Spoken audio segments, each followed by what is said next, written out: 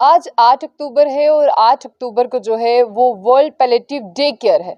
मेरे साथ स्पेशलिस्ट है डॉक्टर रोहित लाहौरी जी, इनसे बात करते हैं। सबसे पहले तो हमारी जनता ये जान ले कि आफ्टर ऑल ये पैलेटिव डे होता क्या है और इसे मनाया क्यों जाता है। और ये भी मैं बता दूं कि हर साल इसकी थीम जो है वो चेंज होती है। पहले इस थीम पर बात करते हैं, उसके बारे में अपनी जनता को जागरूक करते हैं कि किस तरह से जो है इस डे को सेलिब्रेट जहां पर करने की बात है और किस तरह से आप इन सब चीजों से बच सकते हैं। डॉक्टर रोहित लाहौरी जी, आपका बहुत बहुत स्वागत है जब बुलेटिन में। थैंक यू सर, पहले ये बता दें, आपका थीम चेंज होता रहता है हर साल, आज का थीम क्या था? देखिए, इंटरनेशनली थीम चेंज होता है, मतलब ये नेशनली नहीं है, this International. Globally theme change होता है। सो इस साल का जो थीम है that is healing hearts and the communities. मतलब कम्युनिटी में और जो जो लोग पीड़ित हैं, उन लोगों का जो हार्ट है, हम उसको मतलब we just want to go near to their heart empathetical situation में। मतलब वो जिस थ्रू फेज में से गुजरे हैं, उस फेज को हम मद्देनजर रखते हैं कि हम उस जगह पे हो सकते हैं। So we are treating their hearts as their own hearts, और उसके माध्यम से अगर कम्युनिटी को हील हो जाता है तो बेटर है।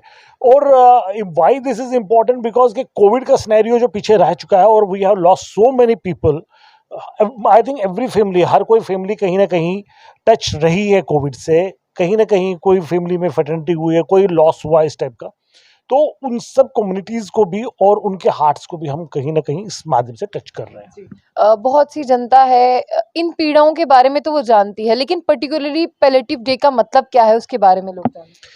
देखिए, पैलेटिव केयर सबसे पहले इंपॉर्टेंट जरूरी है कि पैलेटिव केयर को समझना कि पैलेटिव केयर क्या है। पैलेटिव केयर बेसिकली ये एक है सपोर्टिव केयर, हम सपोर्ट कर रहे हैं। हम we are not only treating but we are giving a supportive system.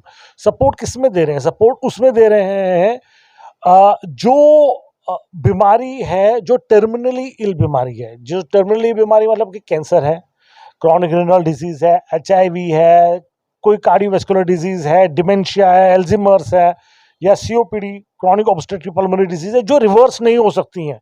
उन डिजीज में हम सपोर्ट कर रहे हैं पेशेंट को। किन किन माध्यमों से, किन किन चीज़ों से सपोर्ट कर रहे हैं? उसका पेन को सपोर्ट कर रहे हैं, कॉन्स्टिपेशन को सपोर्ट कर रहे हैं, मतलब कि कॉन्स्टिपेशन ना हो, उसको रेस्पिरेटरी प्रॉब्लम ना हो, वो खाना खा रहा है नहीं खा रहा है, उसके चलने के हिसाब से। अदर देन दिस, क्योंकि हम लोगों को दो चीज़ें समझनी चाहिए, पैलेटिव केयर और एल्डरली केयर।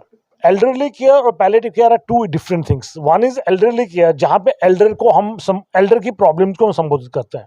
पैलेटिव केयर है जहाँ हम टर्मिनली इल पेशेंट को संबोधित करते हैं। टर्मिनली इल पेशेंट छोटा बच्चा भी हो सकता है, जो कल बच्चा पैदा हुआ हो, ये भी टर्मिनली इल पेशेंट हो सकता है। वेयर एज एल्डरली केयर में एल्डरली पोजिशन, जो उसकी एल्डरली प्रॉब्लम्स है, उनको हम केयर कर रहे हैं। सो पैलेटिव, क्योंकि जम्मू एंड कश्मीर में we are running a programme under the same banner of elderly care and palliative care, तो हम लोग यहाँ पे दोनों प्रॉब्लम्स को एड्रेस कर रहे हैं। Whereas the pain is one of the very important aspects of elderly care as well as the palliative care. तो pain is a very important aspect. Other than that, हम जो बाकी चीज़ों, fundamentally चीज़ों पे बात कर रहे हैं, वो सुपरचुअल बात कर रहे हैं, हम सोशल बात कर रहे हैं, बिहेवियरल बात कर रहे हैं, इन सभी चीज़ों पे इकट्ठे बात कर रहे हैं ताकि हम एक हॉलिस्टिक और टोटल पेन केयर की बात करें। डॉक्टर साहब, जिस तरह से आपने देखा कि आप पेन की बात कर रहे हैं, लेकिन अमूमन जब हमें कोई भी दर्द होता है, हम मार्केट से कोई भी पेन किलर अवेलेबल हो वो खा लेते हैं। ज़रूरी नहीं हम मार्केट भी नहीं जाते, हमारे घर पर भी पेन किलर्स पड़े होते हैं, हम उन्हीं की तरफ जाते हैं। तो ऐसे में क्या हम गंभीर बीमारियों का शिकार होते हैं? एग्जैक्टली क्यों नहीं होते हैं? बिल्कुल होते हैं। देखिए, अब आपके माध्यम से मैं एक बात बता दूं, हिमालयन वल्चर्स, हिमालयन वल्चर्स जो हैं, गिद्ध जिनको कहते हैं, हिमालयन गिद्ध हैं, ये एक ऐसी प्रजाति है जो एक एक्सटिंक्शन पे आ गई, लुप्त होने पे आ गई है। और रीज़न जब जब रिसर्च हुआ तो लुप्त पाने, मतलब उसका जो लुप्त होने का एक वजह पाई गई कि जो क्योंकि ये स्कैवेंजर है। स्कैवेंजर मतलब है कि डेड जानवरों पे अपना निर्भर करता है जानवरों पे। तो जब इसका रिसर्च किया गया तो देखा गया कि इनमें किडनी की प्रॉब्लम्स थी। तो किडनी की क्यों प्रॉब्लम्स थी? क्योंकि जो जानवर ये खा रहे थे वो कहीं ना कहीं पेन से क्षतिग्रस्त हो रहे थे। तो उनके पेन के ट्रीटमेंट में वेटरनरी सिस्टम में उन्होंने भी, क्योंकि पैलेटिव केयर या पेन सिस्टम को अपनाया, तो उन्होंने ऐसे कुछ इंजेक्शंस का इस्तेमाल किया जो उनकी शरीर के अंदर चले गए, जो वल्चर्स की फीडिंग की वजह से वल्चर्स एक्सटिंक्शन पे पहुंच गए। तो अगर वल्चर जैसी एक बहुत छोटी प्रजाति एक्सटिंक्शन पे पहुंच सकती है पेन किलर्स को लेके, तो एक इंसान में आप समझ सकते हैं कि कितनी गंभीर रूप की प्रॉब्लम्स हो सकती हैं अगर आप पेन, मैं ये नहीं कह रहा हूँ कि पेन किलर की ज़रूरत नहीं है, पेन किलर खा सकते हैं आप, but under a particular guidance for a particular time for a particular and specific problem, जो नोटिफाइड होनी चाहिए। अगर वो नोटिफाइड नहीं हुई है और आप खुद ले रहे हैं, देन आप you are definitely putting yourself. आप देख रहे हैं कि यंगस्टर जो हैं वो वर्कआउट ज़्यादा करते हैं, चाहे हम जिम की बात करें, कार्डियोज़ की बात करें, लेकिन उनमें भी कुछ ऐसी पेन्स हैं जो उन्हें होती है, जिससे वो मसल रिलैक्स टैबलेट खा लेते हैं कि शायद हमारा मसल पुल हो गया होगा तो उसकी वजह से। ऐसे में जो ऐसे वर्कआउट करते हैं, उनको जो पेन्स वगैरह होती हैं, आप क्या सजेशन देते हैं? देखिए, ऐसा है कि मैं कुछ चीज़ें तो ऐसी हैं जो हम लोगों को भी आने वाले टाइम में भी और पीछे भी, मतलब इट हैज़ रियली शॉक्ड अस। एक टर्म कुछ ही हाल में ही एक ब्रिटिश मेडिकल जर्नल ने एक आर्टिकल निकाला था, जिसपे उन्होंने एक अपने ब्रिटिश मेडिकल जर्नल में एक आर्टिकल में आया था, व्हाट्सेपाइटिस। व्हाट्सेपाइटिस क्या एक बीमारी है जिसमें अंगूठे में दर्द स्टार्ट हो जाता है, और वो किन में होता है? वो उन लोगों में जो बहुत ज़्यादा सोशल नेटवर्किंग करते हैं मोबाइल पे। तो इस बीमारी का नाम दे दिया व्हाट्सेपाइटिस करके। अब एक और बीमारी है, क्योंकि आप नेक का बेंडिंग करते हैं जब आप सोशल मीडिया या अपने फ़ोन को यूज़ करते हैं, तो एक नई टेक्स्ट टर्म आ गई है नेक को लेके, टेक्स्ट नेक। तो ये भी एक टर्म जो है ब्रिटिश मेडिकल जर्नल में आ चुकी है। तो मतलब कहीं ना कहीं आप अपनी प्रॉब्लम्स को खुद इनवाइट कर रहे हैं, आपके नए नए जो बिहेवियरल और जो आपकी जो मैं कह सकता हूँ कि मतलब जो आप सिनेरियो अपना चेंज कर रहे हैं, लिविंग सिनेरियो चेंज कर रहे हैं, उसको लेके आप कहीं ना कहीं प्रॉब्लम करें। अब आप गर्दन को झुका के रखेंगे तो ऑब्वियसली गर्दन की पेन तो होगी ही होगी। आप अंगूठे का इस्तेमाल करेंगे तो अंगूठे की पेन होगी होगी।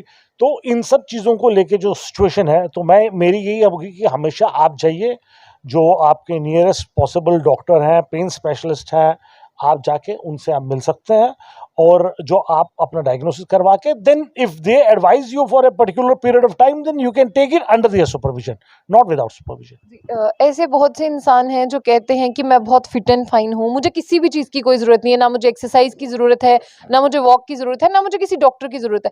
फिर भी आपके एक्सपीरियंस है, जो आपके पास इतने सालों का एक्सपीरियंस है, 27 सालों का एक्सपीरियंस है, आप क्या मानते हैं कि जो पर्सन सोचे कि मैं हेल्दी हूँ, उसे कितनी बार जाकर, या महीने में, मंथली, 6 महीने में एक बार डॉक्टर के पास जो है वो चेकअप करवाना चाहिए? देखिए, हेल्थ का जो कॉन्सेप्ट है, अब सिर्फ हेल्थ का कॉन्सेप्ट एक फिजिकल बॉडी के साथ देखिए। Please don't see the health as an organ. मेरा मतलब मेरी पाचन शक्ति बिल्कुल ठीक है तो मैं हेल्दी हूँ। मैं मलमूत्र ठीक कर रहा हूँ तो मैं हेल्दी हूँ, ठीक है। क्या एक मलमूत्र इंसान जो ठीक कर रहा है या पाचन शक्ति ठीक है, क्या उसको एक मेंटल हेल्थ इलनेस नहीं हो सकती है? जो आपने सिनेरियो में, नए सिनेरियो में देखा, इतना स्ट्रेस है लाइफ में, तो क्या मेंटल इलनेस तो नहीं हो सकती है? तो एक जिसको मेंटल इलनेस हो सकती है, तो क्या आप उसको हेल्दी कैसे कह सकते हैं? आप समझ रहे हैं? तो सिनेरियो जो है वो चेंज हो रहा। अब concept of health, total concept of health जो है वो चेंज हो गया, जिसमें बिहेवियरल हेल्थ भी है, आप कैसे बिहेव करते हैं, बिहेवियरल हेल्थ भी है, आपका फिजिकल हेल्थ तो एक कंपोनेंट है, सोशल हेल्थ भी है, आप स्पिरिचुअल हेल्थ भी है। जरूरी नहीं है आप भगवान को माने, जरूरी नहीं है आप किसी एक फेथ को मान के चले, पर आपकी स्पिरिचुअलिटी क्या है, एलिमेंट, स्पिरिचुअलिटी के एलिमेंट एक अलग चीज है जो रिलीजन को अलग भी रखती है। तो वो स्पिरिचुअलिटी के साथ कनेक्टेड हैं कि नहीं है, एक हॉलिस्टिक व्यू से देखा जाए तब एक टोटल हेल्थ माना जाता है।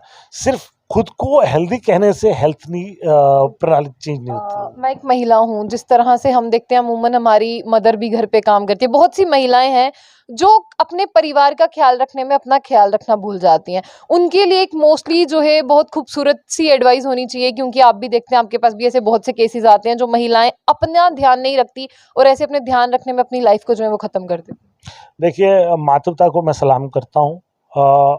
हम जहाँ पे हैं और जो ये पूरी दुनिया चल रही है, ये सृष्टि है, ये माताओं की वजह से ही है। और माता का हमेशा से एक बहुत बड़ा योगदान रहा है, और वो रहा है कि शेयरिंग, केयरिंग, शेयरिंग और केयरिंग। मतलब मेरी थाली में, मेरी माँ के पास में अगर 3 रोटियां हों और हम 3 बच्चे हों, तो वो बोलेगी कि मेरा पेट भर गया, 3 बच्चों में रोटी बांध देगी। तो वो शेयरिंग और केयरिंग जो है वो एक मातृता की डेफिनेशन है। और वो इम्पॉर्टेंट जो चीज़ है इस सारे सिनेरियो को, खास तौर पे डेवलपिंग कंट्रीज़ के सिनेरियो में, डेवलपिंग कंट्रीज़ जो हमारे हैं, जिसमें हमारा इंडिया भी डेवलपिंग कंट्री में आता है, चाहे वो पाकिस्तान हो, इंडिया हो, श्रीलंका हो, बांग्लादेश में हो, कहीं पे भी आप देखेंगे कि माँ का दर्जा बहुत ऊंचा है। और जहाँ पे माँ का दर्जा ऊंचा है वो सिर्फ उसकी मातृता से ही है, वो उसका मातृ प्रेम से है। और जो मातृ प्रेम जो है वो एक अपने में कहीं ना कहीं उस सब चीज़ को लेके अपने हेल्थ को इग्नोर करती है, और वो जो हेल्थ को इग्नोर करती है वो ही एक मेन रीज़न है उसकी हेल्थ प्रॉब्लम्स को। तो वी नीड टू फोकस, ये हमारा दायित्व है, this is our responsibility being a male member. हमारी या पूरी फैमिली का भी, उन बच्चों का भी, अगर वो ग्रोन अप हैं और वो समझ सकते हैं कि माँ ने कितना बलिदान दिया, तो मैं समझता हूँ कि मतलब ये हम लोगों का एक दायित्व है, and this our responsibility to care for her health, to take her responsibility seriously. और वी फोकस कि वो जिसकी वजह से हम यहाँ पे खड़े हैं, शी इज़ हेल्दी। अच्छा, आज वर्ल्ड पैलेटिव डे केयर था, उसके बारे में एक छोटा सा मैसेज 30 सेकंड का हम चाहते हैं पूरी जनता को। देखिए, मैं सबसे पहले इम्पोर्टेंट ये कहूँगा कि आपके माध्यम से, खास तौर पे मीडिया के माध्यम से, पैलेटिव केयर का जो डे हम सेलिब्रेट कर रहे हैं, इसकी मैसेज मीडिया के माध्यम से मैं चाहता हूँ कि डीप सीटेड चले जाए उन लोगों के लिए जिनको पैलेटिव केयर की सर्विसेज की ज़रूरत है, या किसी पेन की भी आपको प्रॉब्लम चल रही है। प्लीज़ आके हमसे, आप यहाँ पे आके यू कैन एड्रेस अस, अपनी प्रॉब्लम्स को हमें बोल सकते हैं। हमारा ओपीडी जो है पेन और पैलेटिव केयर का, मंडे से लेके फ्राइडे तक, all days, it starts from morning to evening 4 o'clock।